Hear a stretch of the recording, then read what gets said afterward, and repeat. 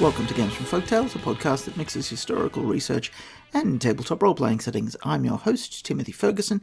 This week, our second episode based on The Curious Lore of Precious Stones by Kunz. Episode 202, which was the first episode in this series, was so large I've decided to cut the rest of the material down into many small pieces.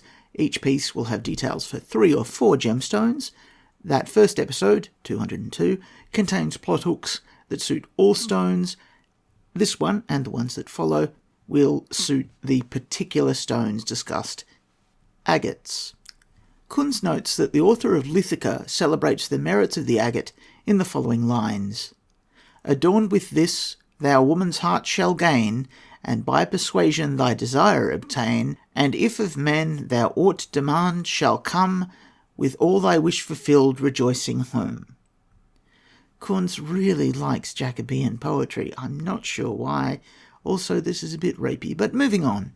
This idea was elaborated in Marbodus, who was the Bishop of Rennes, in the 11th century, which puts him in the Ars Magica period, or just before. He declared that agates make the wearers agreeable and persuasive and give them the favour of God. Still other virtues are recounted by Camillo Leonardo, who claims that all these stones give victory and strength to their owners and avert tempests and lightning. The agate possessed wonderful virtues for its wearer, and guarded from all dangers, was enabled to vanquish all terrestrial objects, and was endowed with a bold heart. This latter prerogative was presumably the secret of his success. Some of the wonder-working agates were black and white, and others were entirely white. The wearing of agate ornaments was even believed to be a cure for insomnia, and was thought to ensure pleasant dreams. In spite of these supposed advantages, Cardano asserts that while he was wearing his stone, he had many misfortunes, which he couldn't trace to any fault or error of his own. He therefore abandoned its use, although he states that it makes the wearer more prudent. In another treatise, this author takes a somewhat more favourable view of the agate, and proclaims that all varieties render those who wear them temperate, conscient, cautious, and therefore they are useful in acquiring riches. About the middle of the past century, and in Kunz's case, that's the middle of the 18th century, because he's writing in the 19th, the demand for agate amulets was so great in Sudan that extensive agate-cutting establishments at Idar and Oberstein in Germany were almost exclusively busied with filling orders for this trade.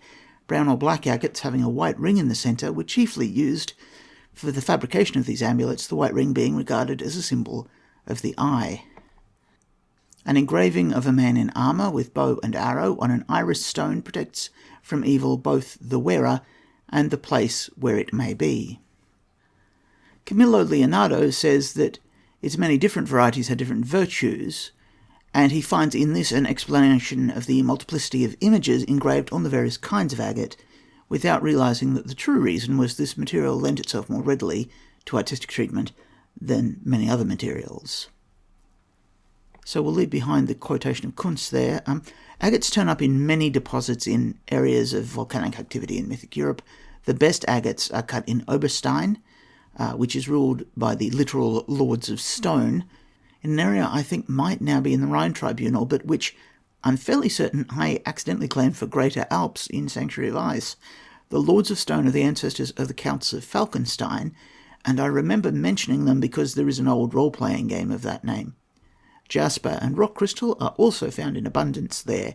This town in the real world is now called Idar Oberstein because the Nazis squeezed the two municipalities together into a single government back in the 1930s. In Ars Magica 5th edition, agates have the following material bonuses: Air 3, Protection from Storms 5, Protection from Venom 7. I'd suggest as additions positive 3 bonuses for being convincing, Luck, Courage, and Dreams. Amber. Time to quote Kunz again. For the ancient Greek poets, the grains of amber were the tears annually shed over the death of their brother Phaeton by the Hellades, after grief had metamorphosized them into poplars growing on the banks of the Eridanus, the modern River Po. In a lost tragedy of Sophocles, he saw the origin of amber in the tears shed over the death of Meleager by certain Indian birds. For Nicias, it was the juice or essence of the brilliant rays of the setting sun congealed in the sea and then cast up onto the shore. A more prosaic explanation likened amber to resin and regarded it as an exudation from the trunks of certain trees. Another fancy represented amber to be the solidified urine of the lynx, hence one of its names, the lincurius. The brilliant and beautiful yellow of certain ambers, and the fact that this material was very easily worked, served to make its use general, and it soon became a favourite object of trade and barter between the peoples of the Baltic coast and the more civilized people of the south.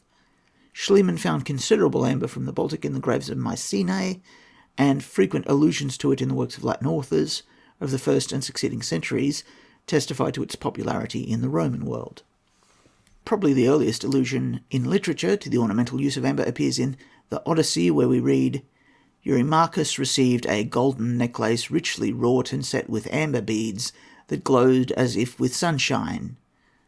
To Euryadmus came a pair of ear-rings, each a triple gem, daintily fashioned, and of exquisite grace.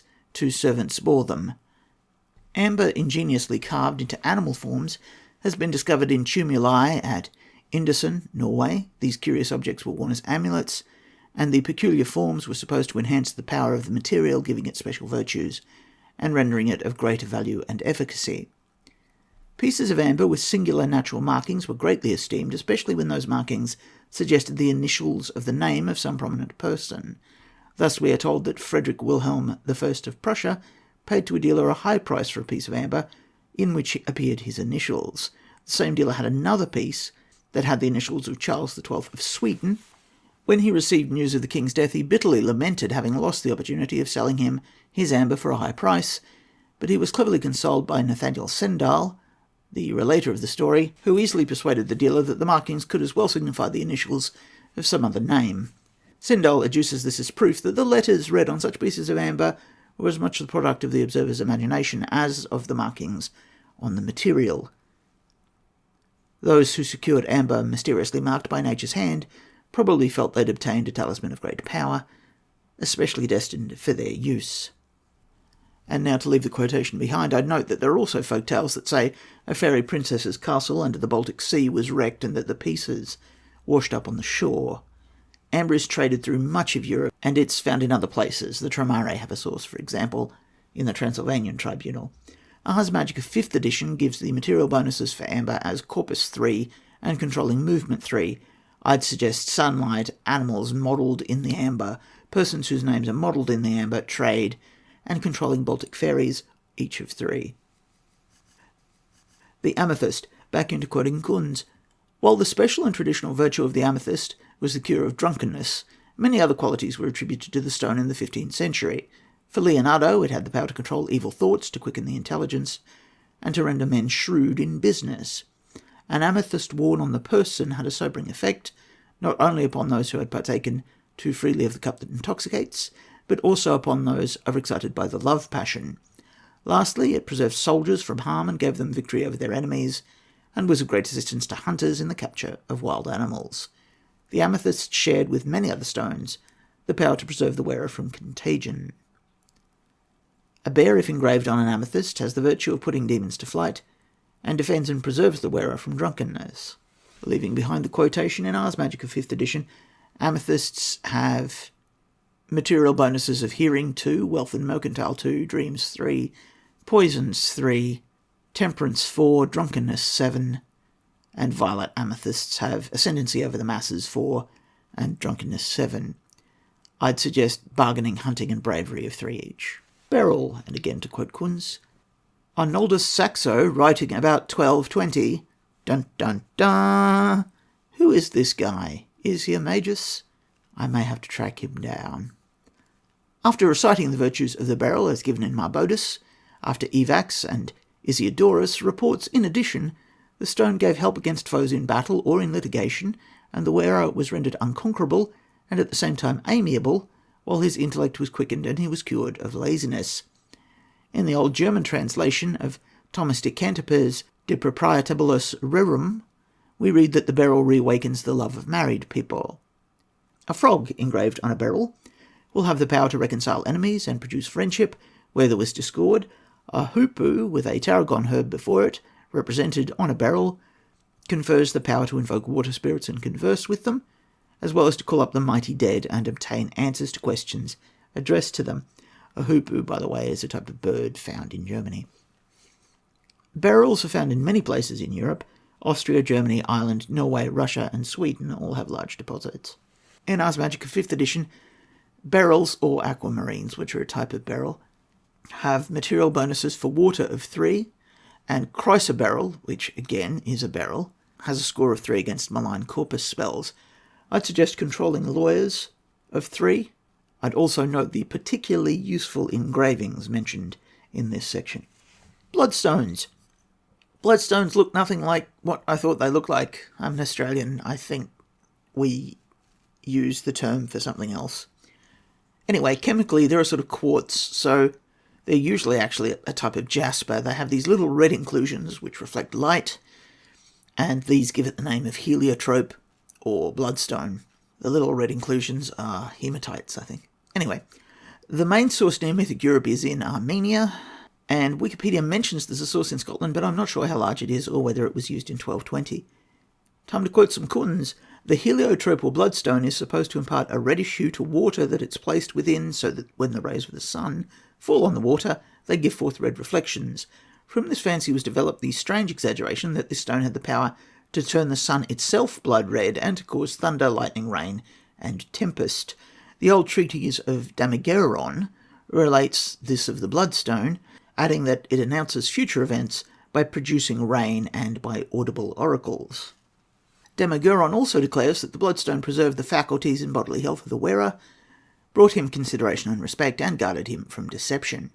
A bat represented on a heliotrope or bloodstone gives the wearer power over demons and helps incantations. Well, that's useful.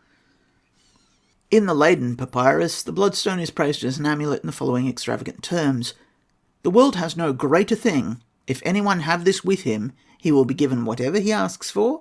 It also assuages the wrath of kings and despots, and whatever the wearer says will be believed. Whoever bears this stone, which is a gem, and pronounces the name engraved upon it, will find all doors open, while bonds and stone walls will be rent asunder. So useful for thieves.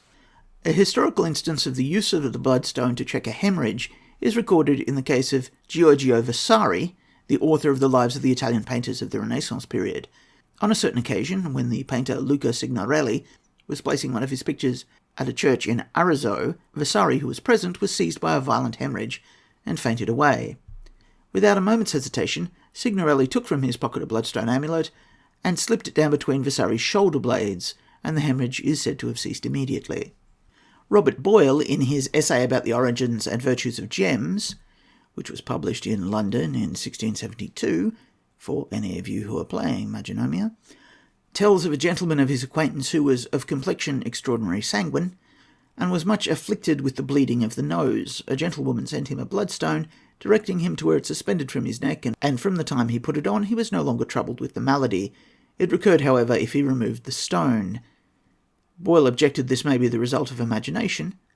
His friend disposed of his objection by relating the instance of a woman to whom the stone had been applied when she was unconscious from loss of blood. Nevertheless, as soon as it touched her, the flow of blood was checked. Boyle states that this stone did not seem to him to resemble the true bloodstone. It may have been that the cold of the stone congealed the blood, or that the flow was checked by exhaustion. Let's leave Kunz behind for now. He doesn't mention that bloodstones are described by Pliny, and Pliny says they cause invisibility. This is widely known. In the Decameron, for example, it's a plot point. Currently in Ars Magica 5th edition, blood and wounds +4, but I'd suggest it should be higher. In addition, I'd suggest invisibility of 7, controlling weather of 3, controlling noblemen of 3. Note the useful engravings, however. A demon with a high rank in hell counts as a nobleman, and so you can stack your bonuses. So we'll leave Kunz behind there for the episode. As I say, the new plan is to have these brief sections from him once a month for the next few months. Your saga may vary.